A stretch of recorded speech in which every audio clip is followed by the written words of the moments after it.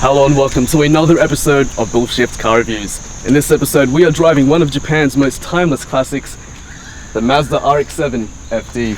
This car is flamboyant, it's compact with a tiny 1.3 litre rotary engine, but don't let the size of the dog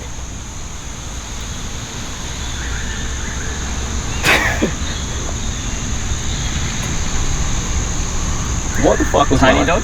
But don't let the size of the small dog fool you, because this dog barks, and it barks hard, with this particular one pushing out 350 horsepower at the wheels, and it only weighs 1.3 ton. Speaking of compact and flamboyant little things that bark loud, it sounds a bit like my special guest co-host for today. This is Nav. Say hello, everybody. Nav Man over here is the clean vocalist of a Brisbane Based Metal-Core Band called Insight. They've just dropped a new single called Roots, which you can find on Spotify, YouTube and iTunes, and they've also got an Instagram page which you should be following at insight.aus. How's it going, Nav? It's going well, man. How you doing? Pretty good, man. Let's go review this car. Alright, so welcome to the interior of the Mazda RX-7. It is nice and cozy in here, isn't it, Nav? Man, it's tight. It's so tight.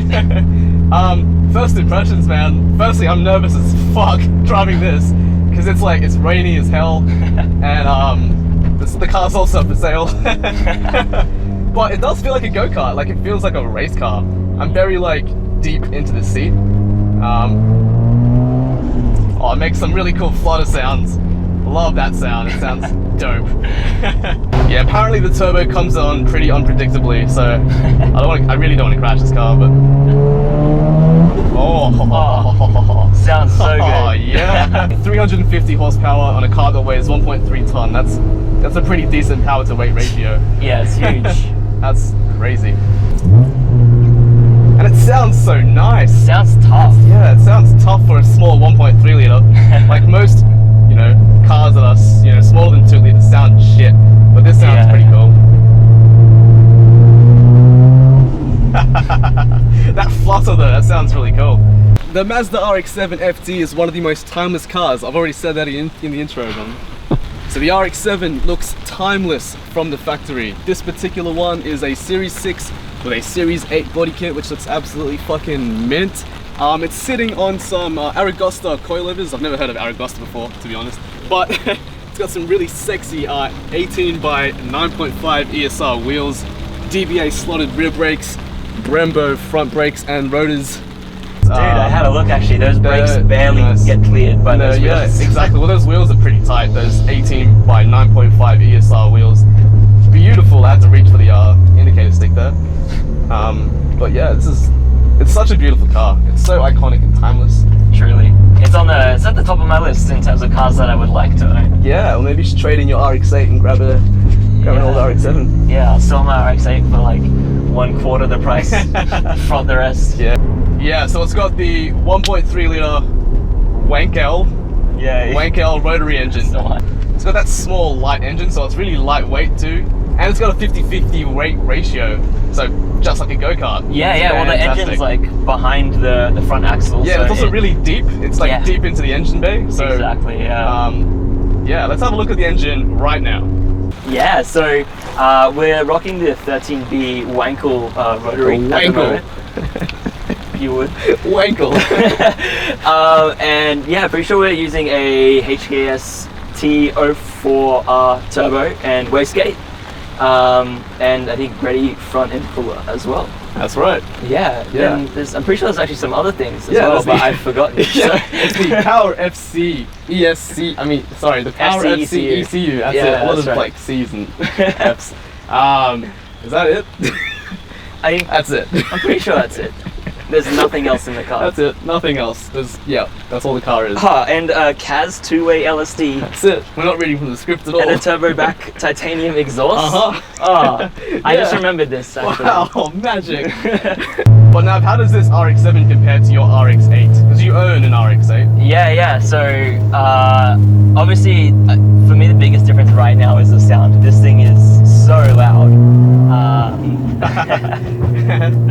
Obviously, a lot to do with the exhaust though. Oh yeah, braking traction there. The biggest thing that's standing out for me is the turbo. Obviously, no turbo in the RX8. Yeah.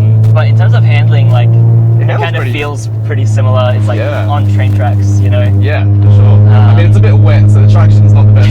Yeah, loose train tracks, but train tracks nonetheless. Loose train track, that's it.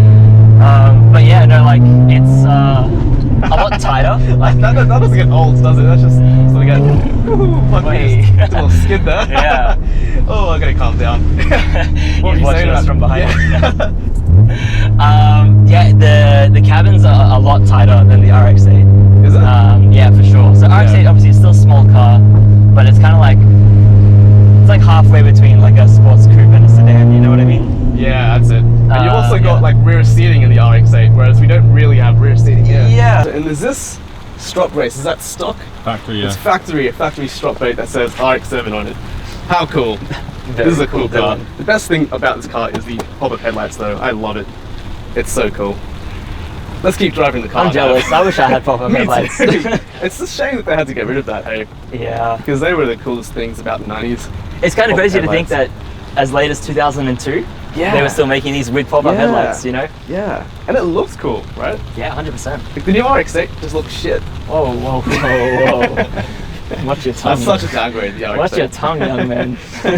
And yeah, obviously another difference is like this whole, like it's very driver oriented as well. Yeah, you know, man, it feels like a cockpit. Like yeah, everything's facing you.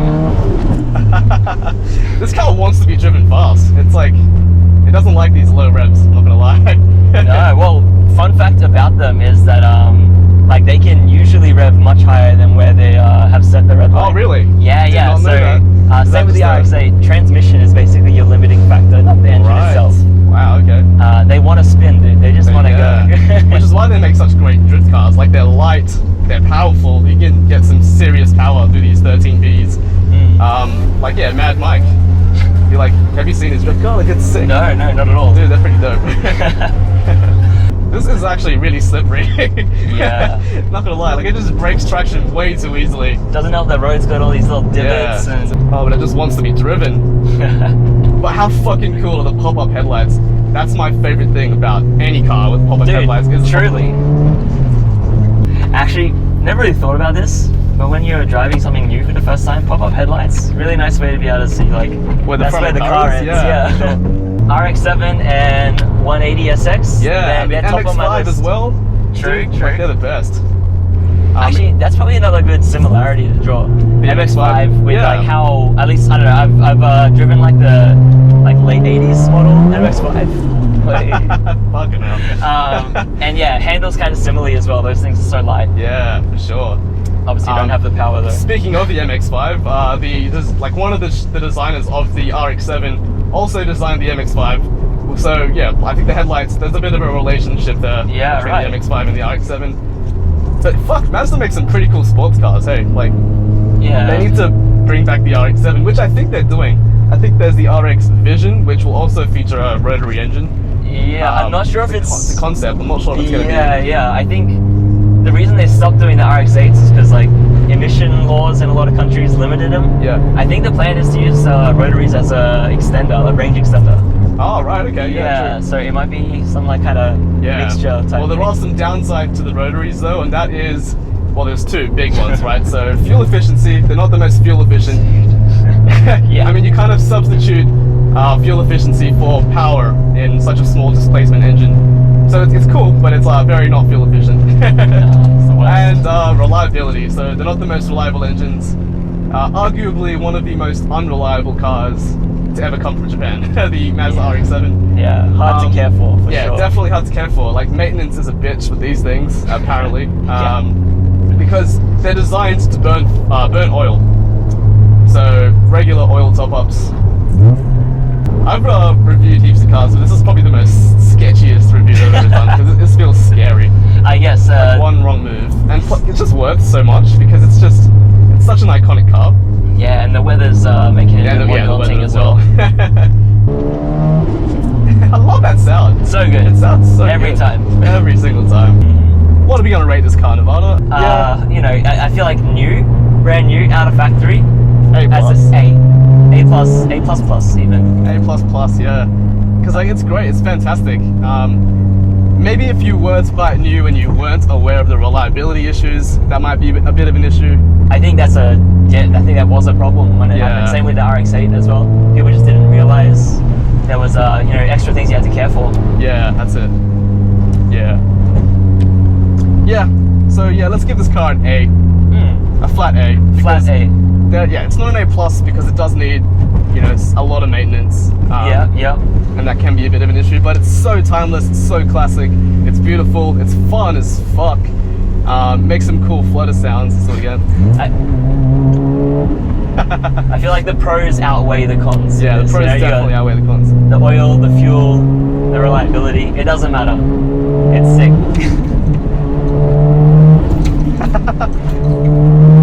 That doesn't get old. Oh, that's so fun. Yeah, the pros outweigh the cons for sure.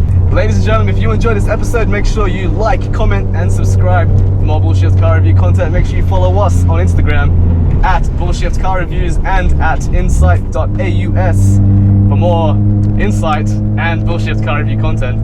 Brilliant. And if you want your car reviewed, hit up Dylan in the email.